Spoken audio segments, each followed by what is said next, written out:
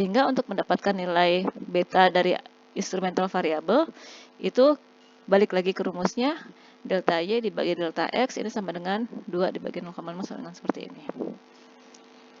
Ya, dari mana kita bisa tahu kalau kita sudah menyelesaikan masalah ini gitu ya. Jadi kalau kita lihat di sini, kita cek kovarian dari ZI dan YI ini sama dengan kovarian dalam kurung ZI. Kita buka aja YI-nya, jadi alfa ditambah beta XI ditambah error I. Maka ini sama dengan, kalau kovarian berarti kan dikalikan ya, jadi ZI dikalikan dengan alfa, ZI dikalikan dengan beta ini. Jadi sama dengan kovarian ZI dengan alfa ditambah kovarian ZI dengan beta XI. Oh, sorry. Karena ini beta itu adalah apa namanya? Skalar gitu, jadi beta kovarian ZI XI ditambah kovarian ZI,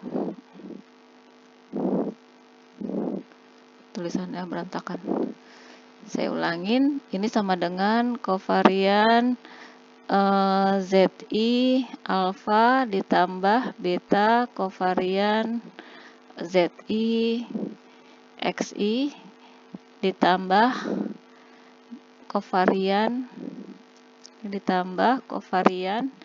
ZI EI.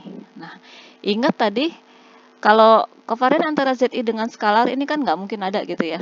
Terus kemudian tadi kovarian antara ZI dengan EI itu nilainya di sini adalah 0, berarti ini 0 hilang, sehingga kovariannya ini menjadi beta kovarian ZI XI. Seperti itu. Jadi hubungan antara Z dengan Y itu adalah sebesar ini. Ya, untuk materi yang berikutnya, yang ILS dan 2SLS, ini akan saya kirimkan melalui slide. Kalian baca dulu, nanti di pertemuan berikutnya akan kita bahas gitu ya. Kemudian untuk yang ada di Prezi,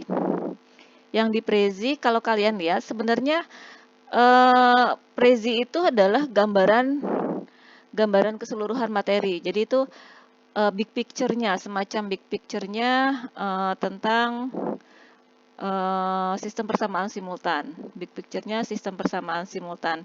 Jadi kalau kalian baca langsung semuanya gitu ya, kalian lihat semuanya, kalian nanti mungkin akan bingung gitu ya, karena sebenarnya itu kayak inilah yang kita bahas, ini apa namanya, poin-poinnya gitu. Tapi untuk detailnya saya akan jelaskan melalui video.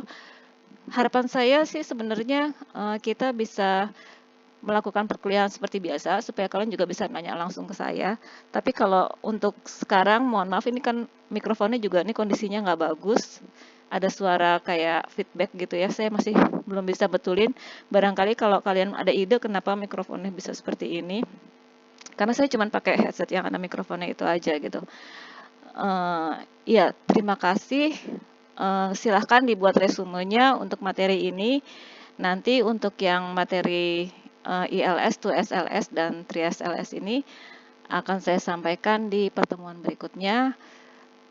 Kalian kalau membuat resumenya, bikin rangkumannya gitu ya, jangan menggunakan menggunakan file yang nggak berhubungan sama ekonometrik gitu ya, karena kemarin saya dapat untuk absen, memang sih itu untuk absensi gitu, tapi sebaiknya kalian tuh uploadnya juga yang berhubungan dengan kuliah. Jadi jangan sembarangan ngupload apa itu yang diupload gitu, padahal mata kuliah yang lain, mata kuliah saya gitu, tapi dia menguploadnya catatan yang lain gitu.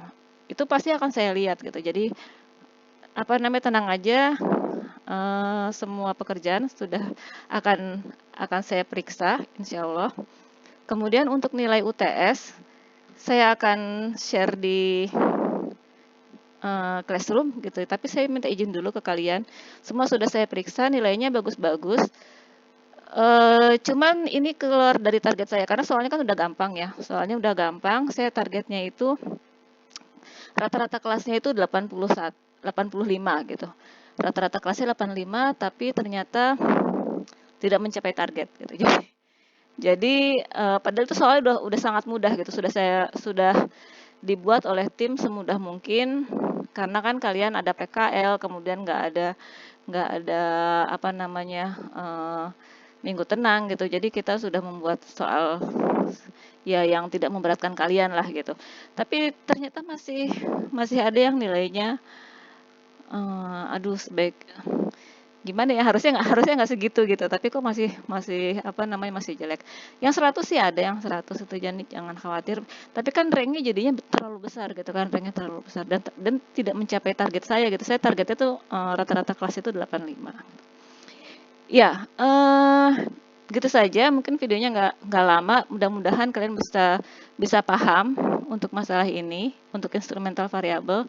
Karena kita nggak bertemu langsung, jadi apa ya?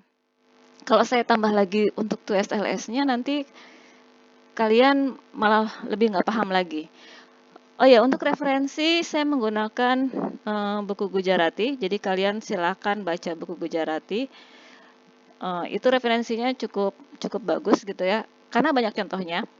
Sebelum kita nanti masuk ke sistem persamaan simultannya, kita jadi saat ini belajar dulu mengenai apa namanya apa yang terjadi kalau terjadi masalah endogenitas. Baru nanti kita masuk ke sistem persamaan simultan yang ada di Prezi-nya itu tadi, gitu ya.